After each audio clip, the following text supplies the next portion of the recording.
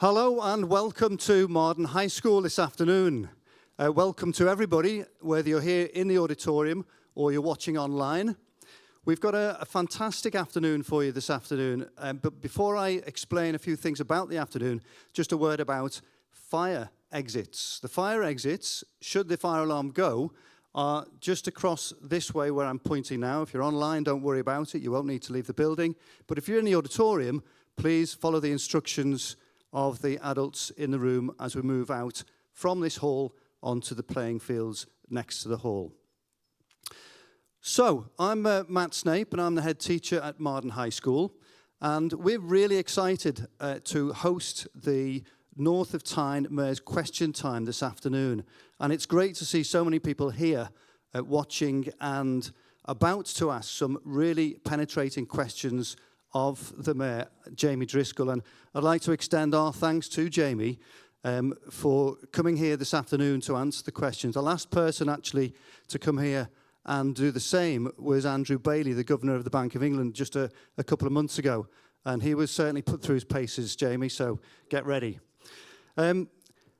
Your teachers and schools, I am sure, you are very, very aware of the efforts that they go to get you through your exams, to get you the best exam grade you can at GCSE and A-level.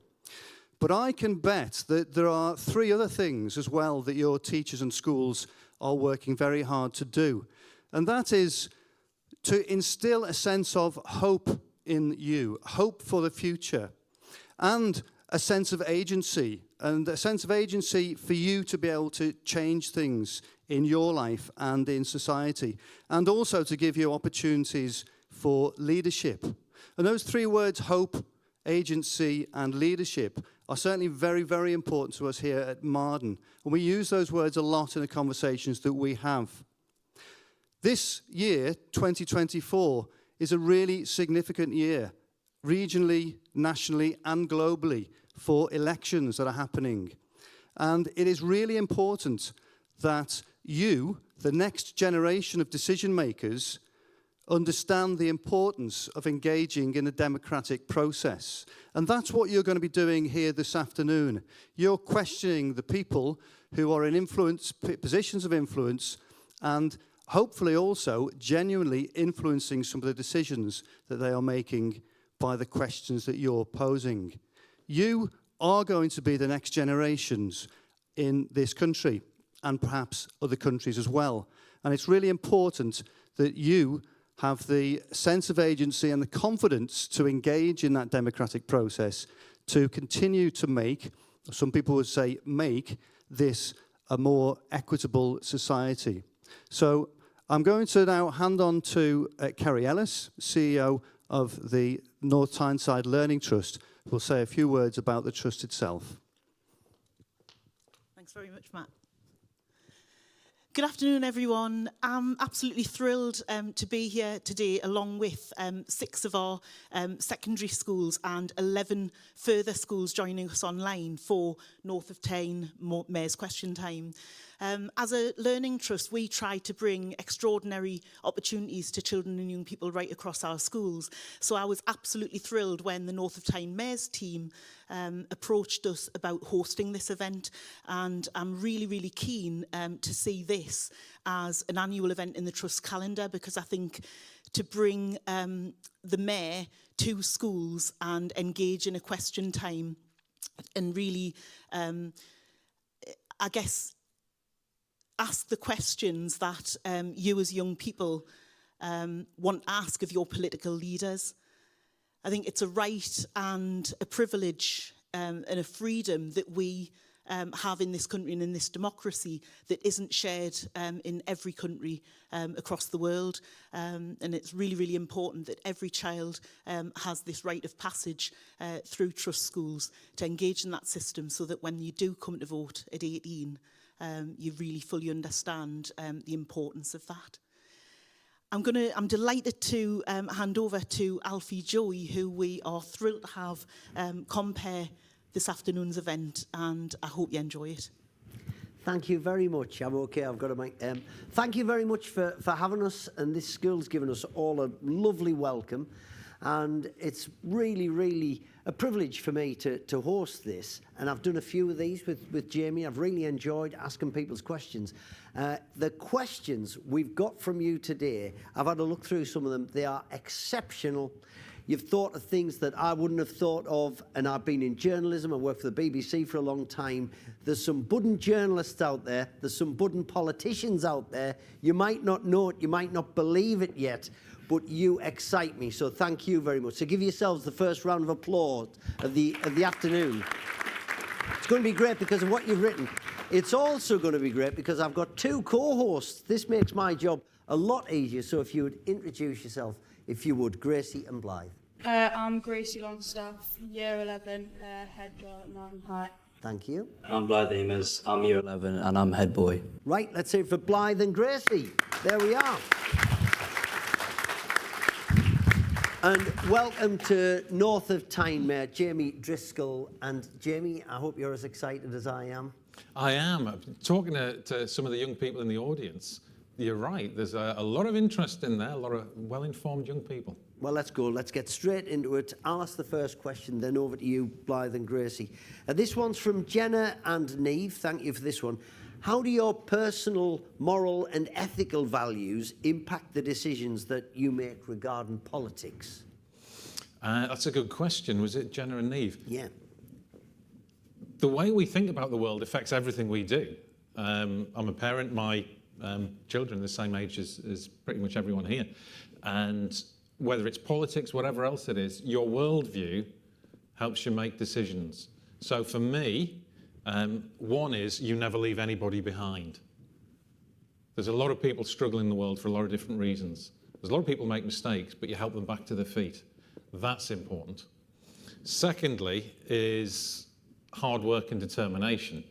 And there's a lot of politicians will try and say, so they'll say all sorts of things.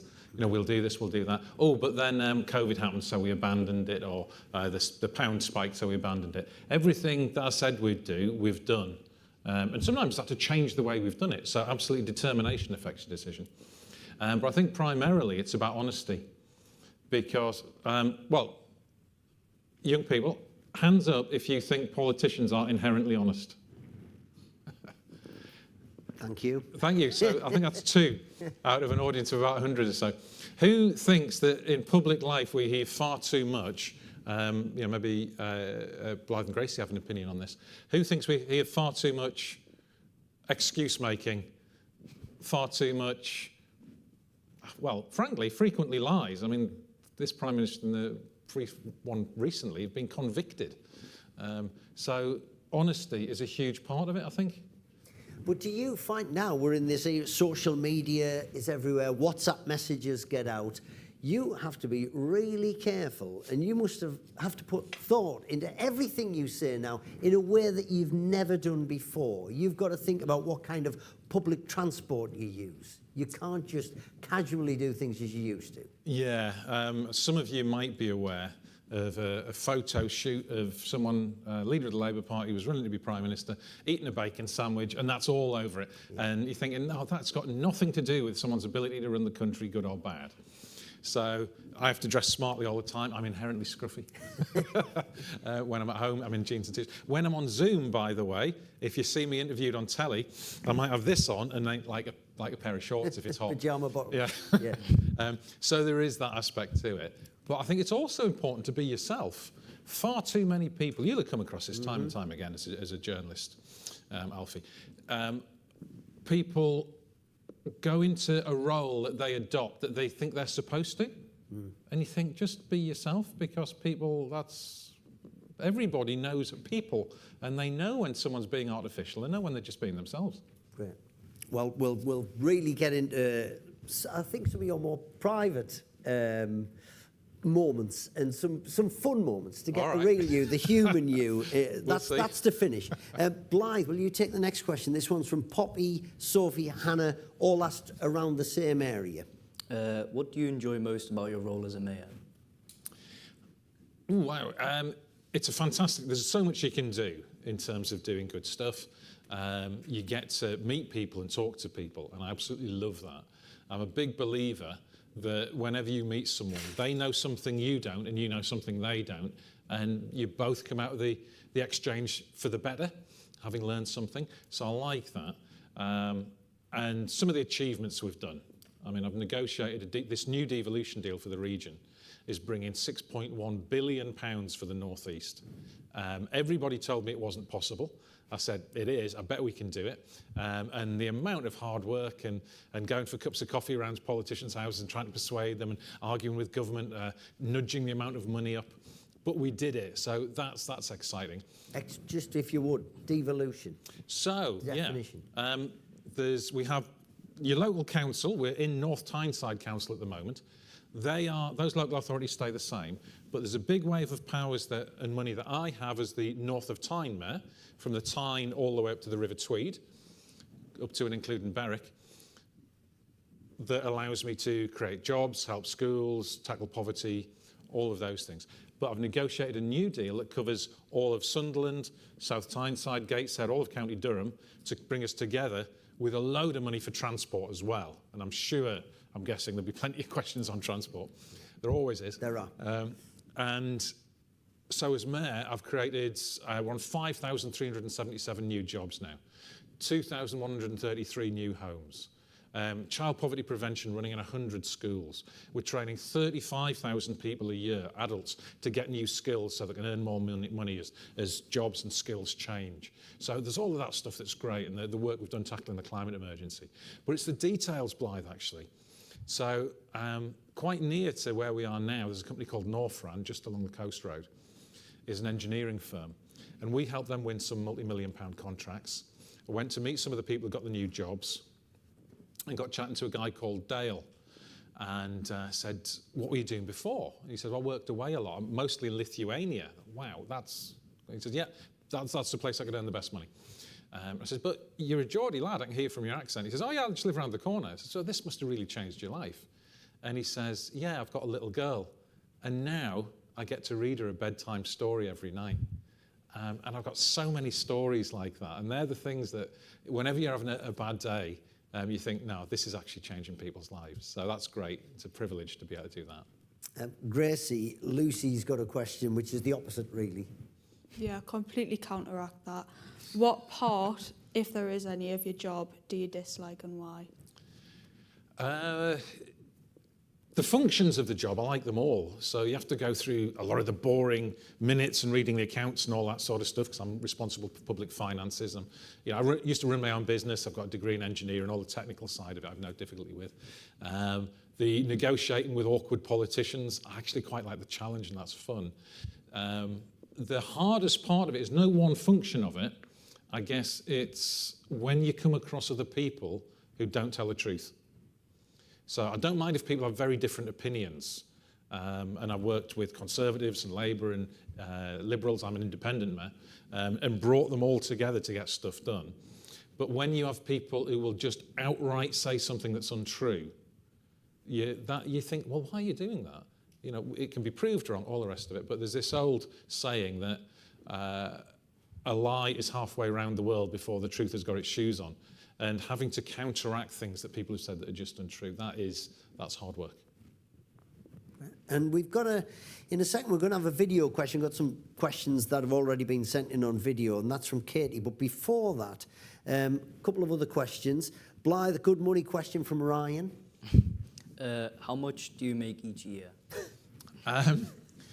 It's a matter of public record. I get paid £65,000 a year. That was the same in 2019 as it is now, despite inflation. I'm not complaining.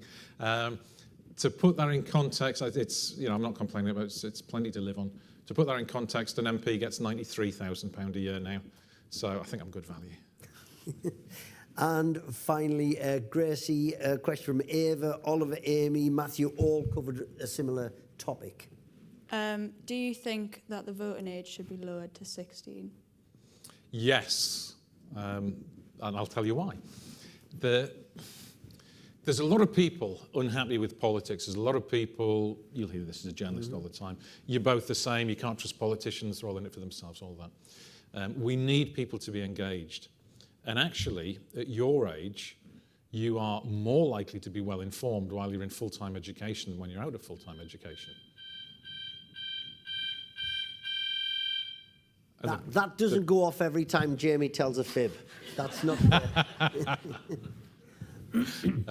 I was about to say the building agrees with me. And so, I mean, I'm 53 now. Hands up anyone who's worried about the climate emergency. So easily the majority of the young people here, and the adults as well. Yeah. You're going to have to deal with this in a way that I'm not. The way we are leaving the world, my generation should not be proud of. So we should be giving you a say in what happens. And the best way to get people engaged is to give them a choice. And I've spoken to schools and sixth forms all over the place, and I get frequently a more intelligent level of question from young people than I sometimes do from older audiences. So you are quite capable of exercising your vote. Mm. And you're both 16? Yeah. Would you like to vote? Yeah.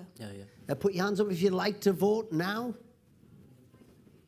Put your hands up if you're not that bothered.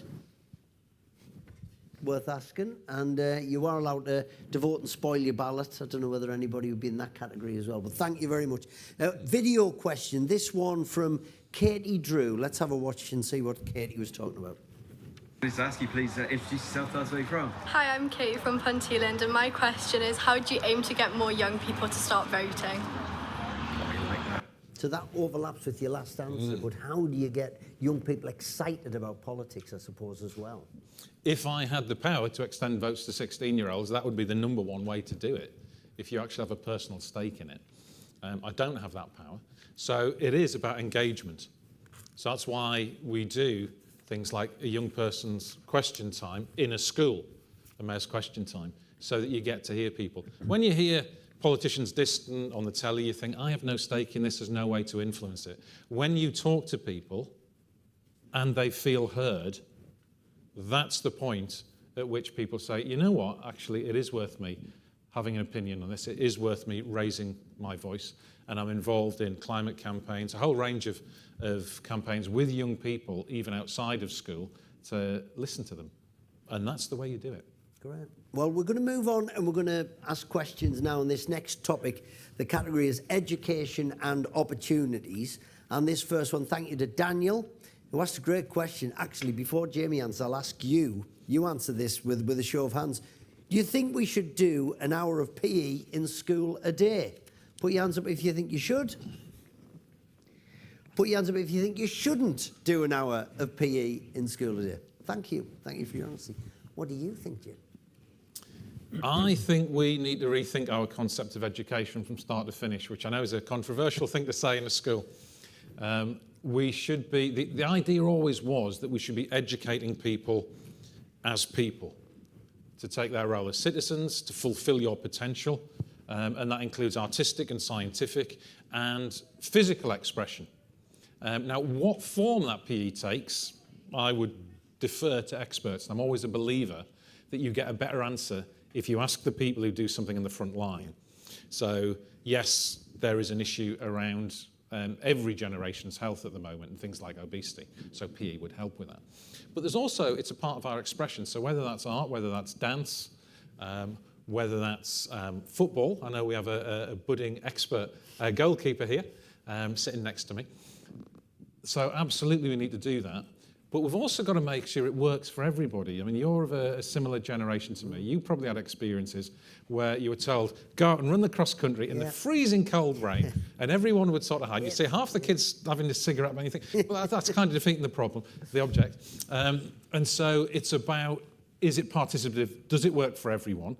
Because people have different talents in different ways. If we can do that and get it so that everybody enjoys experiencing their body, experiencing their physicality, then PE is a wonderful thing. I taught martial arts for over 25 years.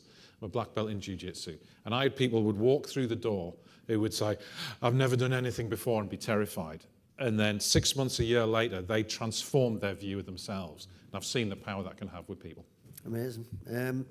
This one from Emily. Gracie, if you feel this one. So now that Queen Alexandra College is closed, will schools like Marden be offered a sixth form? Ooh, right, now this is an important point, because this is where my powers have ended and it's a matter for local authorities. So as I said, I'm the mayor of the region, but I do not control the councils underneath, which set the local education strategy, and the Department of Education's involved. So that's something that is beyond my remit, I'm afraid. How do you find that when people say, what can you do about this? When you go, it's not my job, it's not my power. The biggest ones are always about, that wind people up, is like parking. I've got a parking ticket, what are you going to do about it? So, no, it's nothing to do with me. I didn't give you the parking ticket and I'm not in charge of it. Or my bins haven't been emptied is the biggest one. Or, you know, the grass hasn't been cut in the park. And you've just got to explain to people patiently that, look, my role is to create jobs, to bring companies here, to train up adults, and to negotiate with government to get us more stuff. Okay. Not your remit, so that's fair enough. Josh has asked a question, Blythe, which I think is of interest to lots of people here. What do you plan to do with the school uniforms? Well, if I can rephrase that, what's my opinion on school uniforms? Because I can't do anything with... Actually, that's not strictly true. There are things we do with school uniforms. So we are the only combined authority in the country that runs projects with schools. And one of the things we've done is poverty-proofing the school day, with now over 100, I think just over 100 schools in the north of Tyne. And so you'll be aware that some schools would have a policy of you needed very branded kit, or you might have embroidered your name and the school on the jumper, which means you can't hand it on to a younger sibling. And that's then unnecessarily expensive. It's also wasting clothes that, you know, washed, that could be quite happily handed on for free to other people.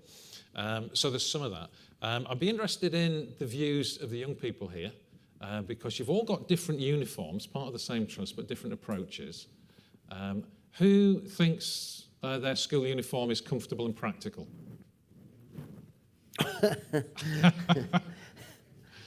People not wearing them. Who would like to not have a school uniform? I think that's a substantial majority. And who likes the idea of school uniform because it means they don't have to worry about what they choose to wear or anything else? So there's a few. And well done, the people in the minority putting your hand up, because it's quite hard to do that. So well done. So the consensus is that people aren't keen on school uniform. My opinion is just work it out between the teachers and the pupils, but make sure it's affordable, it's comfortable, and it's practical.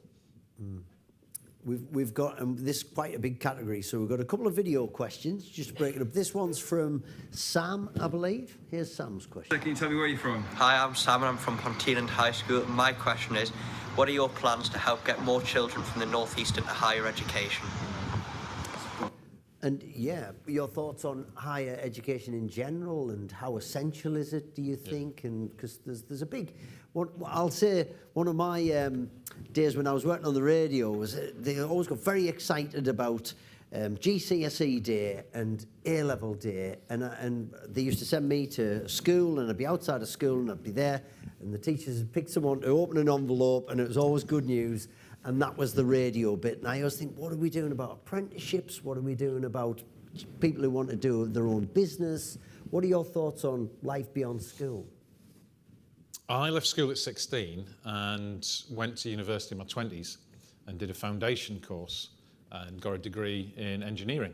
So I actually don't have any A-levels, but I have a degree. Yeah. That's quite an unusual journey.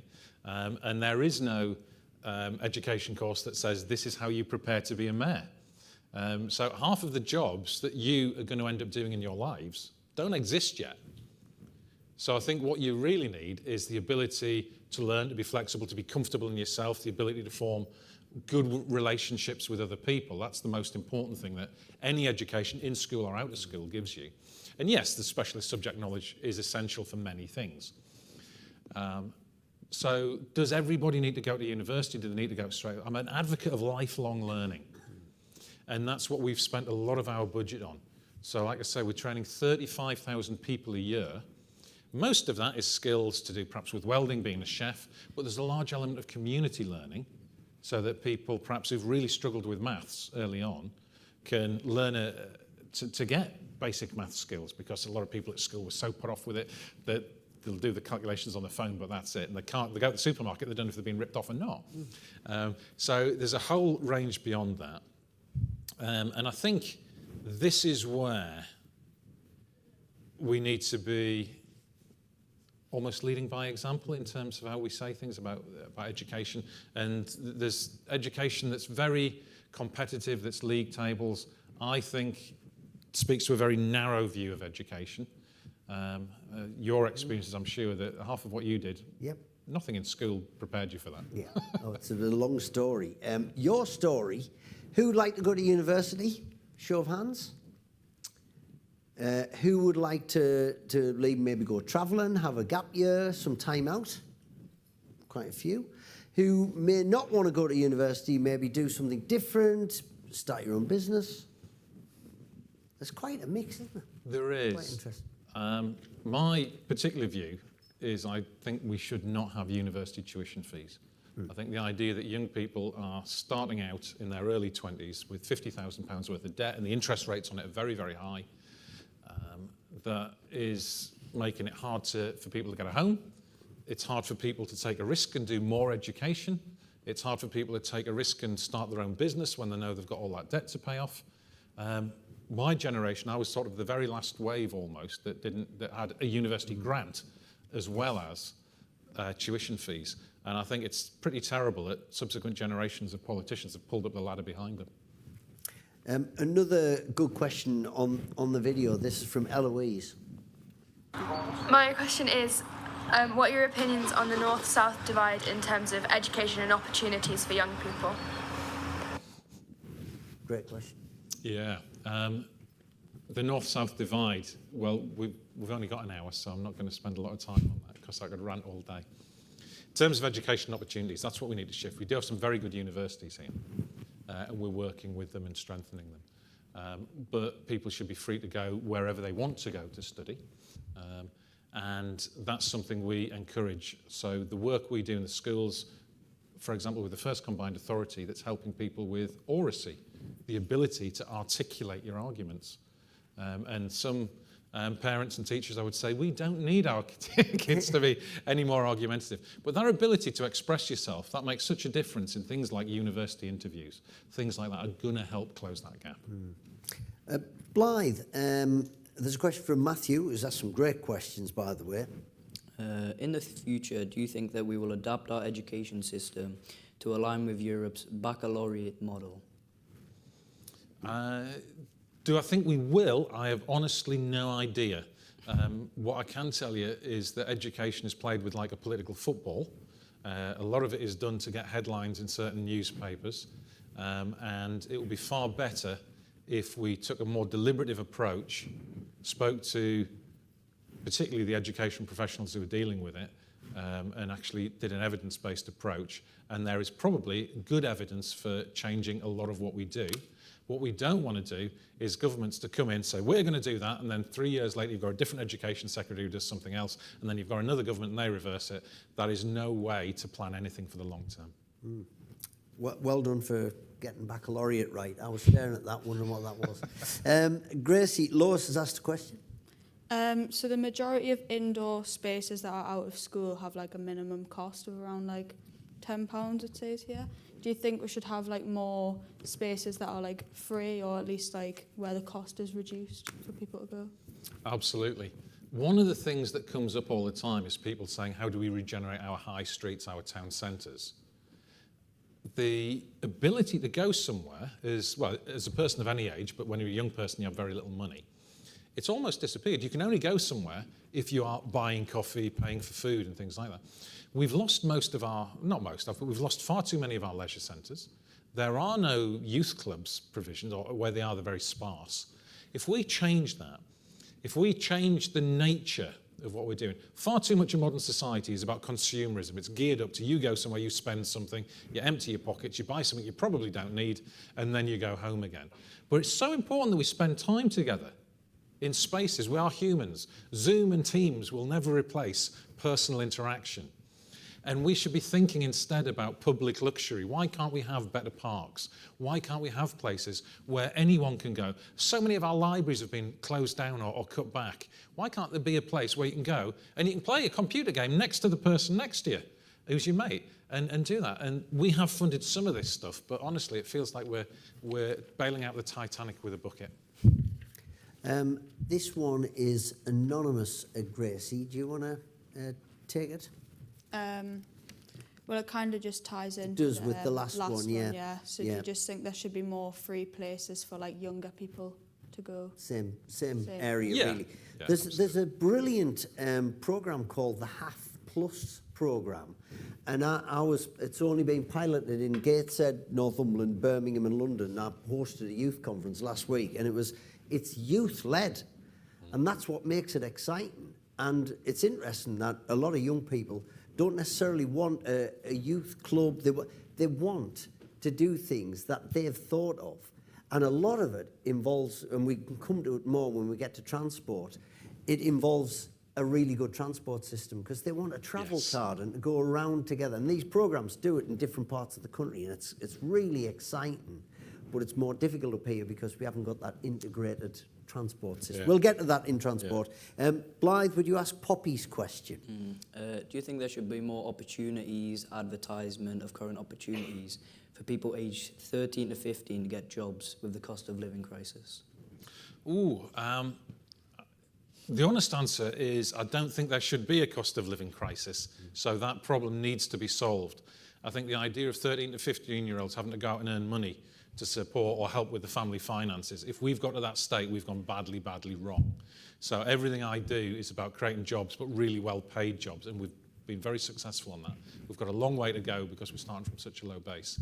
I think young people earning money should be entirely so that they can spend it on their leisure activities and not to be needing to subsidise things that, child poverty we've got to eradicate, and we're doing a lot. In fact, we're the only combined authority in the country that runs a child poverty prevention programme.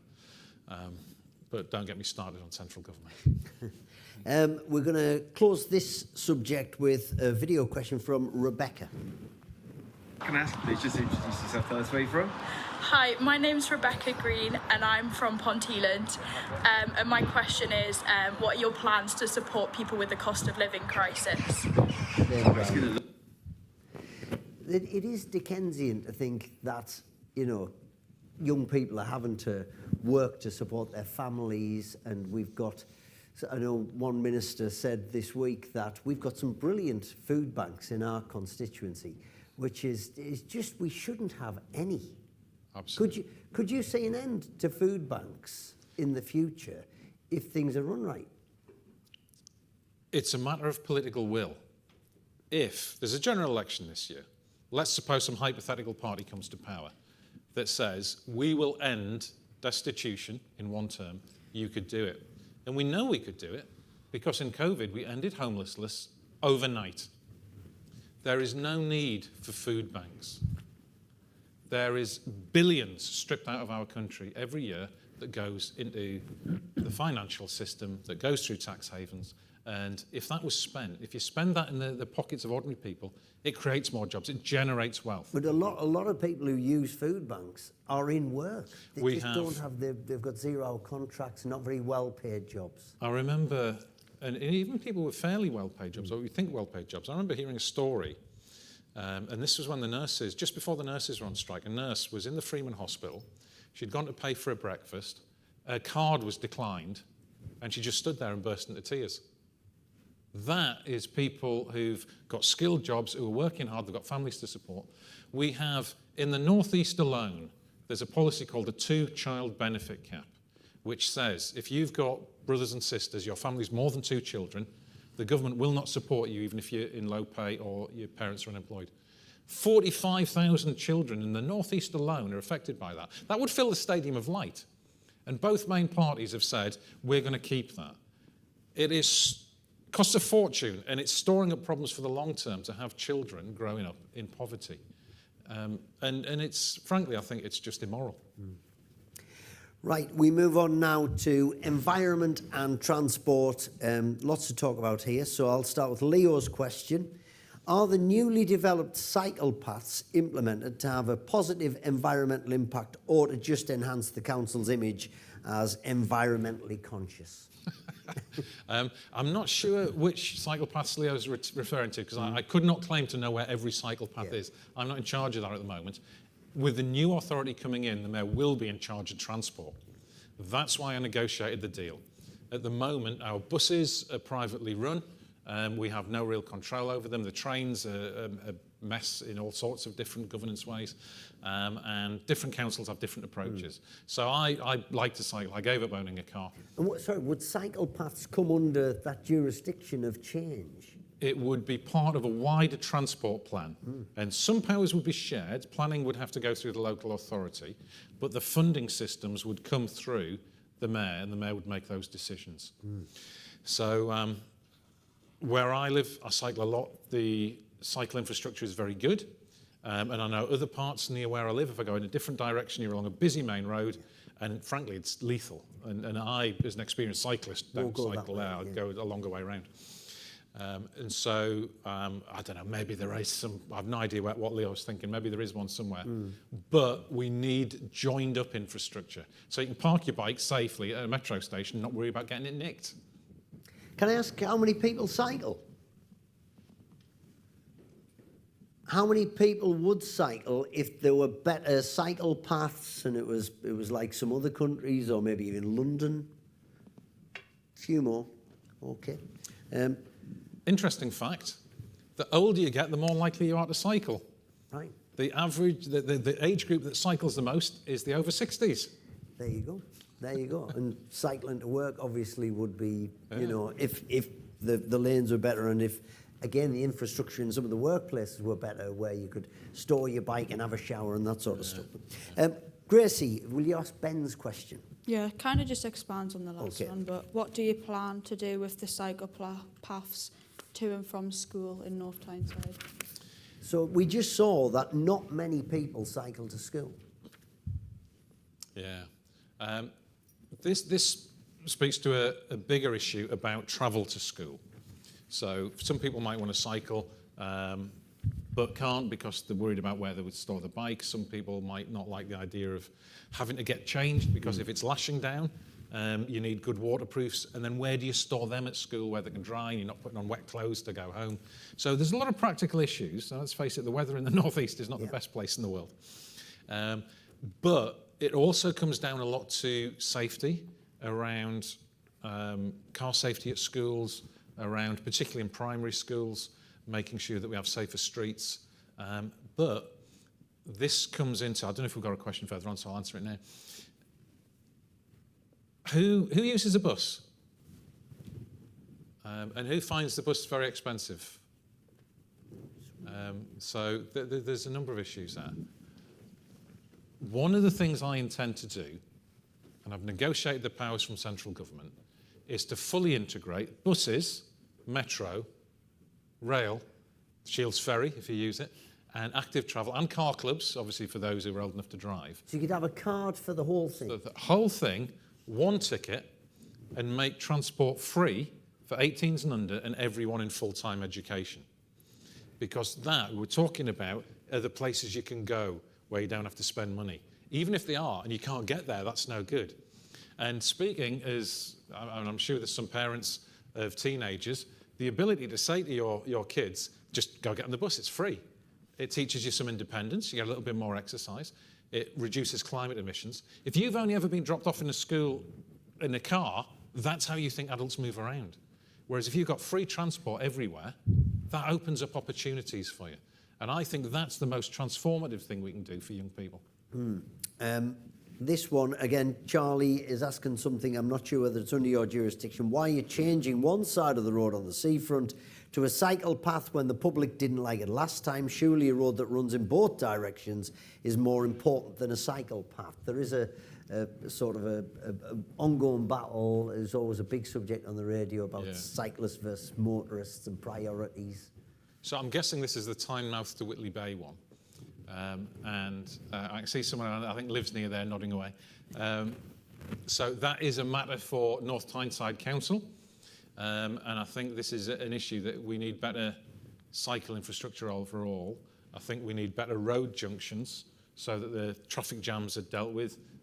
When I get the buses under public control, I want to make sure they've got smart transponders. So as they approach a junction, it will stop it for the cars, the bus can nip round, and then it goes for the cars again. But that means it's faster on a bus, more people use the bus, and there's fewer cars on the road. So it has to be part of a fully integrated system. That's the only way you get it to work. And well, thank you for that one, Charlie. Chloe has a question, Blythe. With the increase of climate change, what are you doing to spread awareness? I'm strongly of the opinion that we've already passed a number of thresholds and that the climate change is happening and has happened, and it's about arresting it so it doesn't get catastrophically bad. There's loads of work we've done in green energy in terms of improving housing quality, but in terms of the direct question, I ran a citizens' assembly on climate change to get people directly involved, and that's where people got to put their own ideas and help formulate our policy. We're running climate education programs in schools. At primary school, kids are getting to do things like soil analysis. In secondary schools, they're working with actual engineers on developing climate change projects. At sixth form, they're developing climate change software, simulators and games. We've set up Net Zero North East England to bring together businesses and education and the public sector and community groups to sort of tackle all that. So it's at the heart of everything we do. You'll notice it's no accident that the banners there are green. And Shane has a question on this about the funding of all this. Grace. Yeah, so how do you plan on getting the funding for your projects on green spaces? So on everything to do with transport, we've negotiated with central government, and I've got a grand total of £6.1 billion coming to North East. So there's a lot of zeros on that, and that's an awful lot of money. You can do things with it. But we also, with businesses, we lever in money for private sector, so we help them set up their businesses here, get things done. When it comes to things like green spaces, that's actually the local authorities and the councils again. Mm. And this one from Fraser on video. Please just introduce yourself, tell us where you're from. Hi, I'm Fraser from Ponteland, and my question is, what are you doing to protect the green belt? Yeah, we've got some great green spaces. How do you protect it? The biggest pressure on the green belt is house building. So we negotiated a deal with central government, got lots of money out of them, and we do what's called a brownfield housing fund.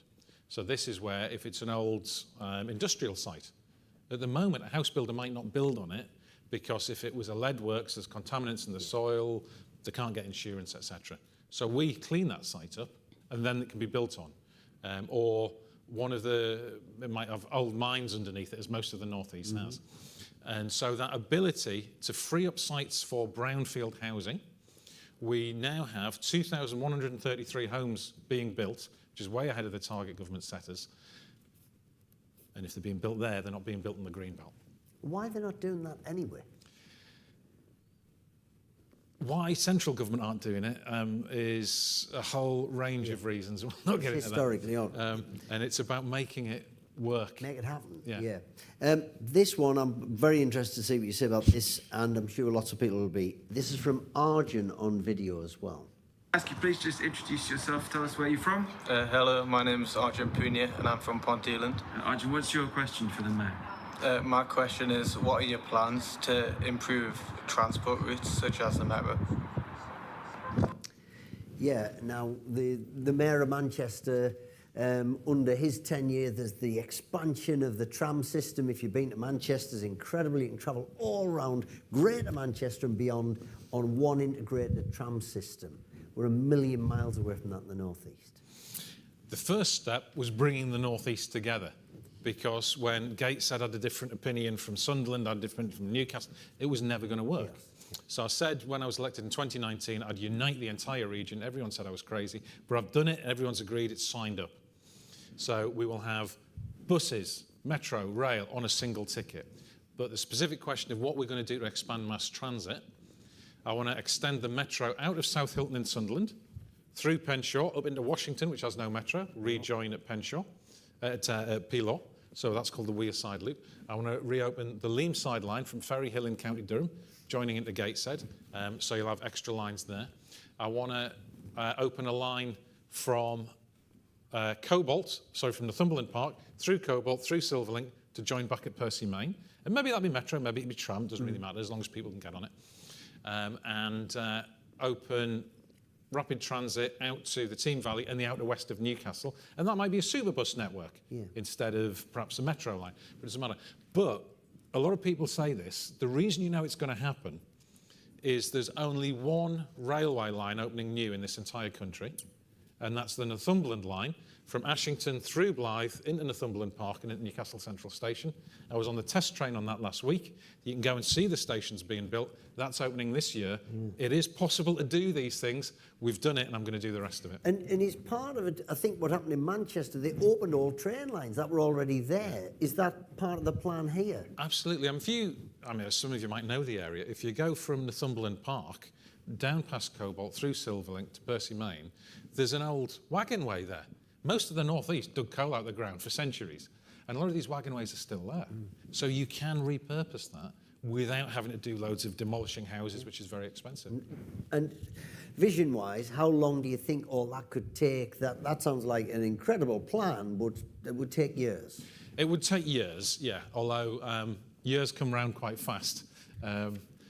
Some of them can be done relatively quickly. The Northumberland line, people were campaigning for a long time, but it only really got going in 2018. 2019, I got involved with some of the negotiations. COVID got in the way. 2024, it's being built. So some of this can happen in 5 years. Some of it will take sort of 10, 12 years. But we're not talking about 40, 50 years. Okay. And one last one on this subject from Sadie. My question is, have you got any plans to address the imbalance between the north and the south in terms of public transport?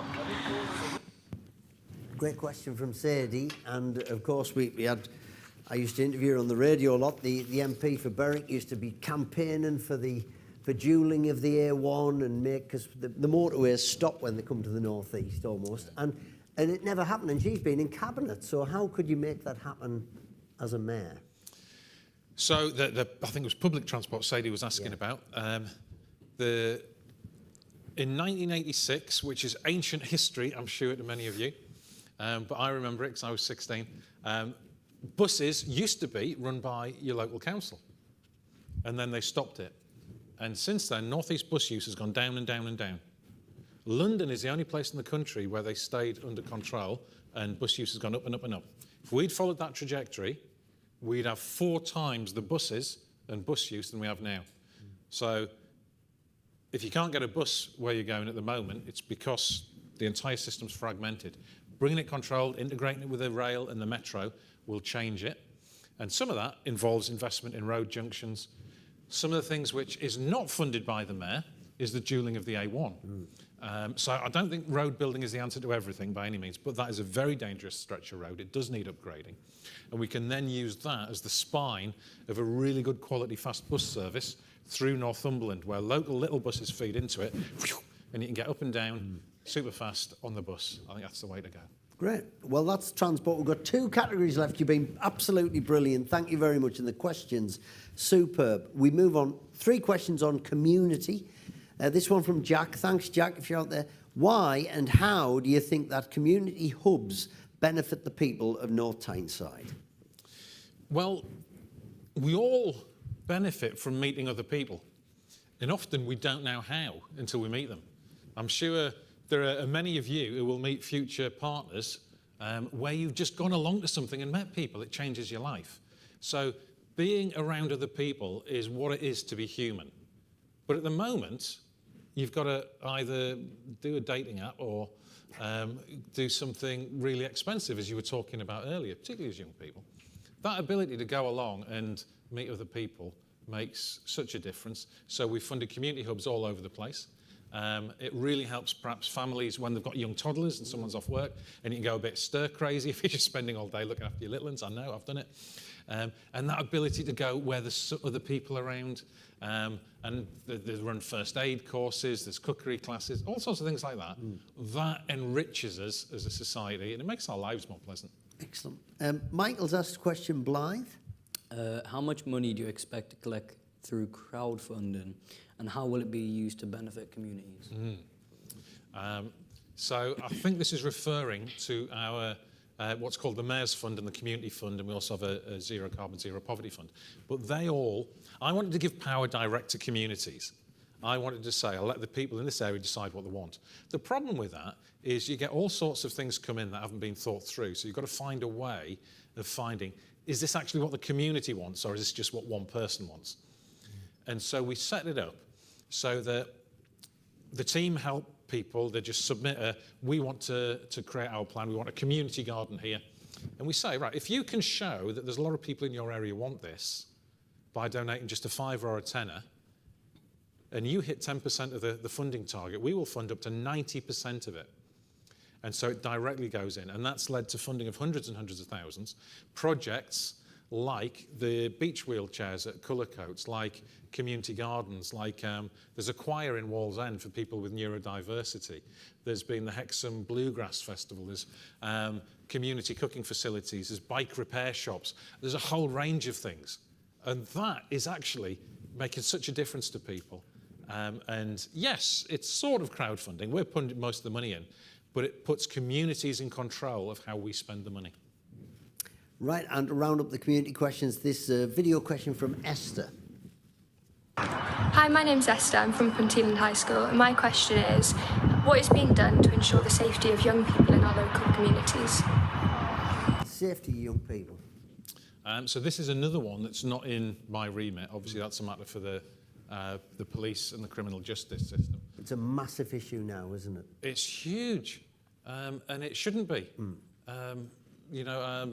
We have, everywhere I go, I hear about problems to do with antisocial behaviour. Knife crime. Knife crime. Yeah. And I'm not going to go into some of the stories because they're quite harrowing, but where people have been stabbed and killed as a result of this. And I think this is absolutely the sort of thing that we need to be tackling from a point of view of following up. Because when you start to see a culture where antisocial behaviour is the norm, and it's not, by the way, actually, very few people participate in it, but where it goes unchallenged, where I think in 2019, the police responded to 60% of antisocial behaviour calls, and now they respond to 45%. And yes, there are pressures on the police. Well, that creates the environment in which things escalate. And a lot of it is about finding people to have hope. A lot of it's about finding things for other people's activity, but a huge amount of it comes down to the family environment. And that's where the work we're doing at schools right at the beginning, long term, it will help that. But right now, it's a criminal justice matter. Okay. We're going to finish with some really, really heavy-duty policy questions. These are great. Thank you very much for all of these. If you go with the first one there, Gracie, from Matthew. Should Northumbrian water be taken into public ownership? Yes. Next question. For anyone who doesn't know, you have no choice where you buy your water. You have to pay it. We used to own this. Now, on average, £200 million a year in profit goes to a billionaire who lives in Hong Kong. And at the same time, we have raw sewage being pumped into our rivers and our seas. And to fix that, well, I can't help thinking if we put that £200 million over here to fix it, that would be a better idea. And it wouldn't cost a lot to buy it out because you change the regulations so they have to do it properly. The value of the company falls, you can just buy it. A video question from Noah. Hi, I'm Noah Moody, an ANIC, and my question is, what public sector needs most improvement? There's a lot of ways to interpret that. Perhaps Noah's talking about which public service is struggling the most. I think they all are struggling very much with fragmented governance. They're all struggling with not having enough money. There's 7.7 million people waiting for treatment on the NHS.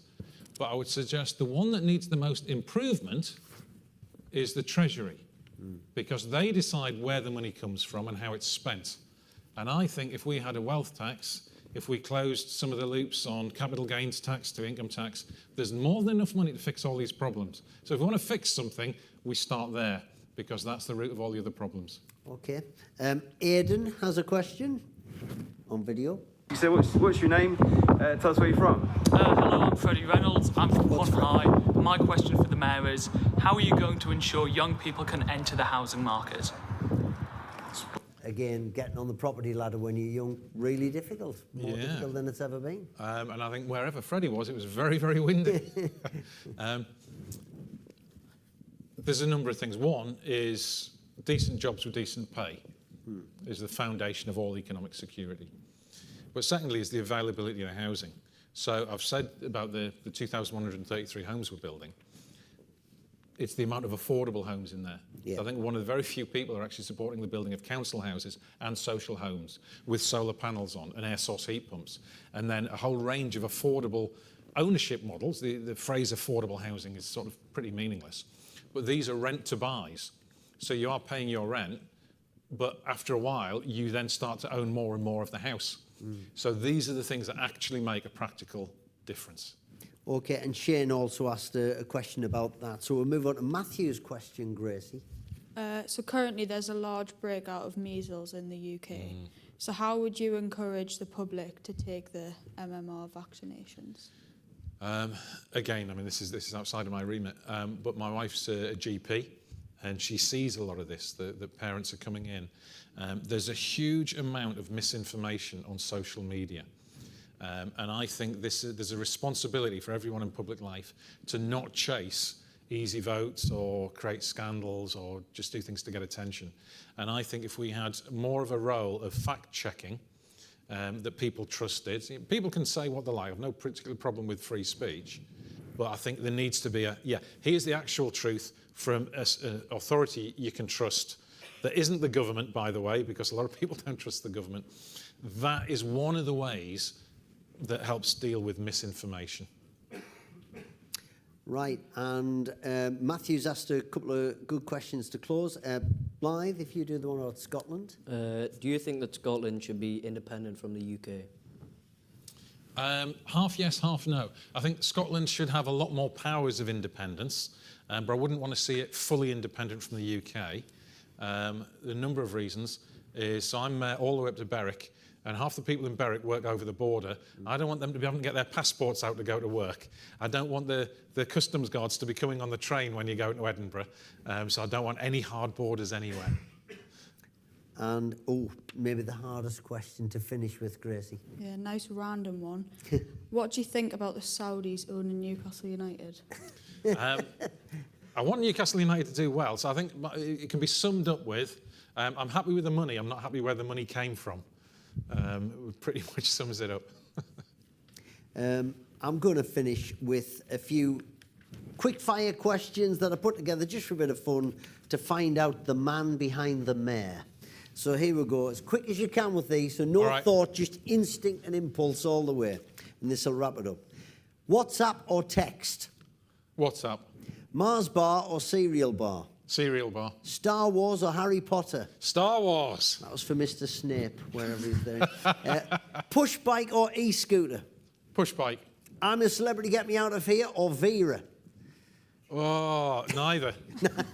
Walk along the beach or a muddy hike over the hills?